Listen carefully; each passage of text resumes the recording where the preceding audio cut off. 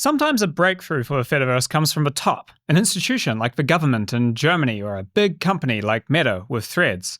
But the strength, the core active users, it's often been focused on a niche. If you spend any time on the Fediverse, you'll know what I mean. There's all sorts of subcultures, instances that are made for one particular group of people with a particular identity, job, or even cultural interest. I remember the first time I clicked on the Mastodon live feed, realizing that half the posts were in Japanese. This is because Japan, famous for its isolated Galapagos-like culture, had a large number of users on a platform called Miski. I dug in. When you go to Miski's landing page, definitely Japanese. Got your standard, for whatever reason, anime girl slapped right on the homepage. And when you use Miski, it's just extremely Japanese. First of all, for whatever reason, web design in Asia has a different look. There's just not as much breathing room and more stuff on the screen at the same time. It kind of makes you realize, I guess, the American design sites like Facebook and Twitter probably look more Western to people in other places, which might actually mean it's not the preference for Japanese people.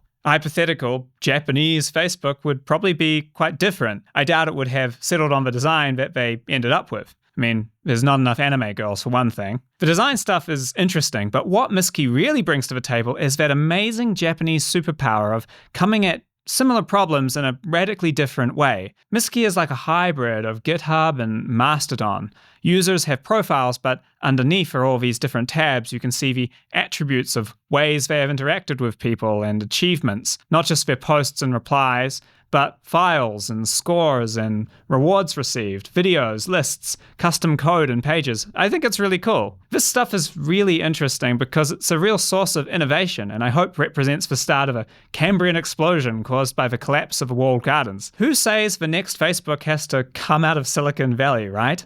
What if someone in Japan, seeing the world from their unique perspective, innovates and creates the next social media concept utilizing ActivityPub so they can plug into millions of users at launch? I mean, why wouldn't you? All right, calm down, Paige. There are loads of other communities that have found the Fediverse provides a better fit than traditional social media. Political outsiders, persecuted groups, passionate fan bases of content based on ethics and principles. Star Trek is huge on the Fediverse. This is all pretty interesting, but I wasn't really sure how to talk about it until an example recently dropped into my lap. Just the other day, I was reading the newspaper and Qlub is a Mastodon instance that we built specifically for the Quebec market. Qlub was created and then grew to thousands of users in the space of a few weeks recently for some reason. I think it was like a Sunday when Trump announced the tariffs and we're like, what can we do? So we quickly had a look and I didn't know like Mastodon existed at that time. So we kind of look at the code, see like what's possible. In a lot of ways, those minor changes to the code have made Qlub a secret Fediverse club. It's an instance that doesn't advertise what it is up front. They instead intentionally just say it is a Quebec-based social media website. And I think the way to teach people about the Fediverse is to do it slowly.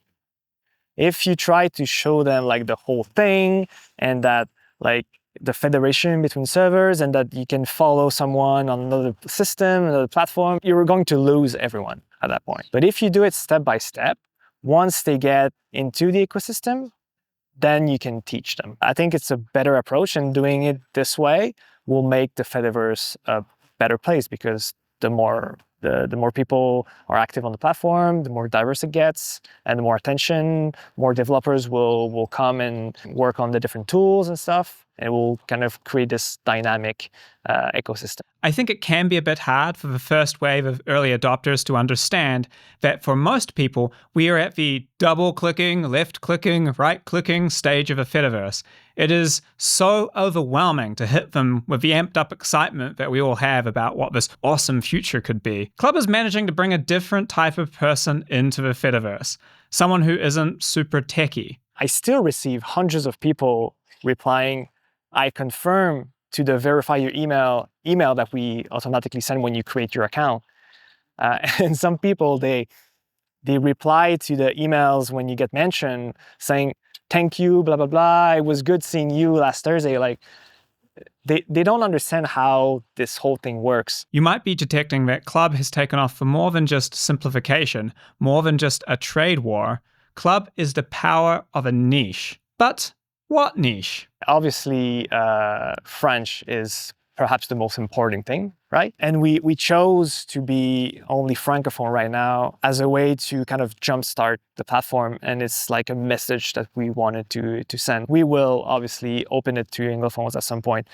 But if we want to brand the project as being a social network for Quebec, it has to start in French, in my opinion. Bonjour, motherfuckers! Language is your upfront, big, obvious difference in Quebec. Quebec has a lower percentage of English speakers than multiple European countries like Norway and Germany, but that's just the tip of a cultural iceberg. If you've lived here for any period of time, you'll know that language is a vessel for a huge volume of things that make Quebec a distinct society. It's a society that has been largely lacking a distinct home online. There's also, I think, a need for people to share something that is close to their culture in a way. Like right now, we have people from all over Quebec on the platform, from like very north and especially also like Montreal, of course. Quebec is a lot more than language. I remember my first immigrant understanding of Quebec, and it's very common. It's French Canadian, right? You know, Canadian, but French. I still see this when friends visit from elsewhere and do the whole garçon, thing. And I give them the following spiel, which I will give you thusly, my good audience, because you might visit beautiful Montreal and step into the mud yourself one day. Here we go. France lost this colony in the mid-1700s, and from that point on, Quebec was separated from France. Like not just oh, they're over there now. More like a legally enforced restraining order with the Royal Navy ensuring zero contact. The culture, the language were cut off for over a century in a way that the Anglosphere never experienced. Totally adrift from the old empire, forced to trade and associate with the British for centuries, Quebec has evolved in isolation for longer than America has been a country. So that whole garçon, shtick is just so crazy off. It'd be like someone visiting Texas and being like, cheerio, cup of tea, stiff upper lip, just because they're English Americans, right? Quebec has a very thick accent, a different vocabulary. It's this nation with only 10 million people, extremely cognizant of the fact that they sit in a sea of Anglophones that's assimilated all the other Francophone enclaves that came before them. So they have a very deeply rooted societal preference. They want to talk about and discuss Quebec civil society, the laws and the politics and the news that really does only apply to Quebec, and that has gotten particularly bad in Canada because of the regulations that were put in place. So for instance, on Meta, you can't see news article in Canada. So if you're watching this and you're in another country, like you cannot post a news article on Facebook or Instagram or any of the Meta platforms. And that's terrible. Like some of the people that were starting to use Qlub in the beginning, they were like, it feels so good to be able to share a newspaper article. And that civic discussion has led to a lot of work to protect the cultural side of things. It resulted in funding and support, which has helped create this parallel universe of artists, actors, news outlets that exist nowhere else. Niche crime dramas, romantic comedies, podcasts, all set in neighborhoods that you recognize if you live here. It's crazy how often you turn on the TV here and go, oh, hey, it's just over there.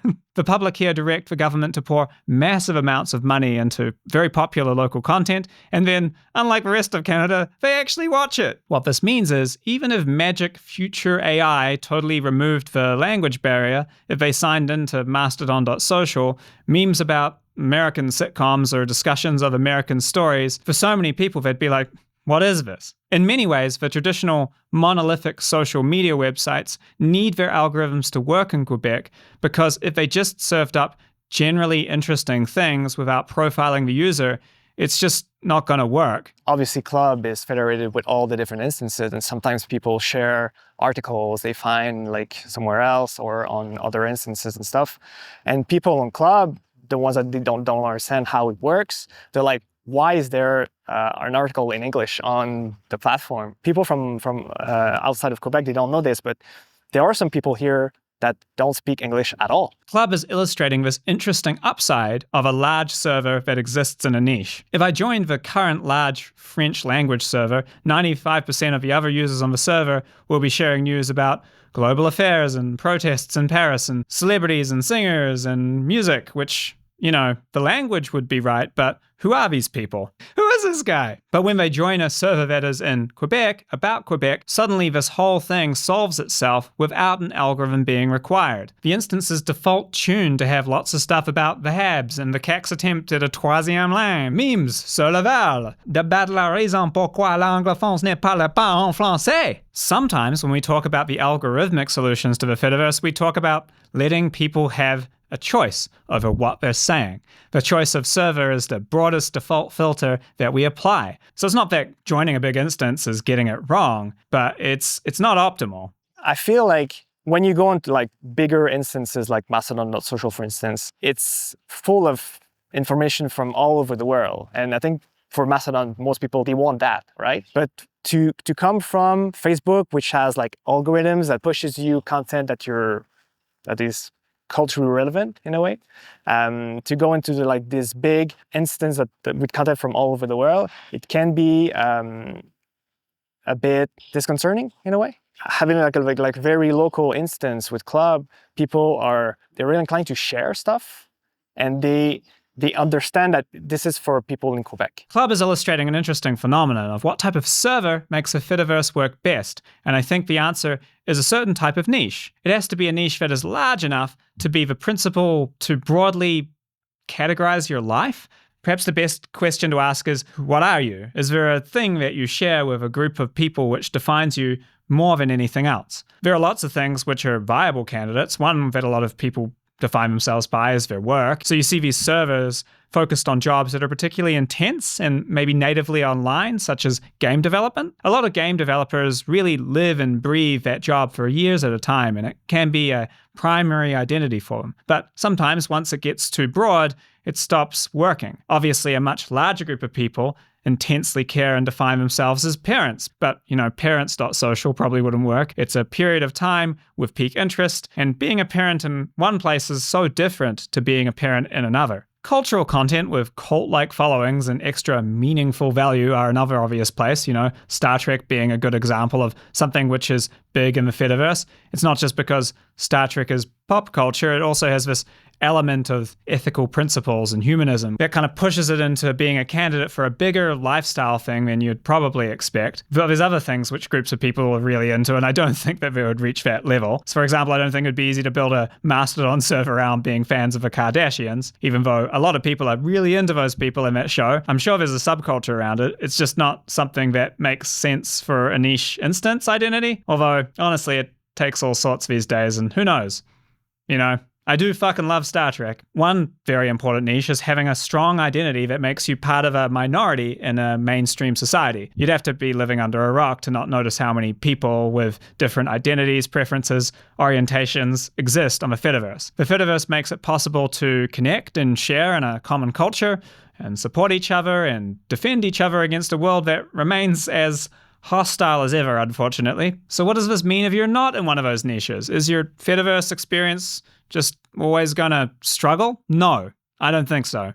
Because everyone is in at least one niche. My friend Jeremy just stumbled across it as he created a Mastodon instance for the Northwest Territories in Canada. So I purchased the domain NWT.Social. We'll invite lots of friends and give a presentation about what the Fediverse is for people who don't know and what our local server is. Having local servers that are culturally appropriate for that kind of region, and I think a province in Quebec makes sense. People, they know where to go. When you live in a certain area, you're likely to share work with other people. You're definitely going to be sharing a lot of culture, and no geography, even continentally, is a majority of the world's population. It sums multiple factors to make a strong automatic niche. The intensity of the connection often intensifies the closer that you zoom in. You can't really go too wrong with geography. You gotta live somewhere. And hey, if that fails, you can always migrate your account over to Star Trek if you'd rather spend more time with Nausicaans than your neighbors. Play, Tom Jut, human.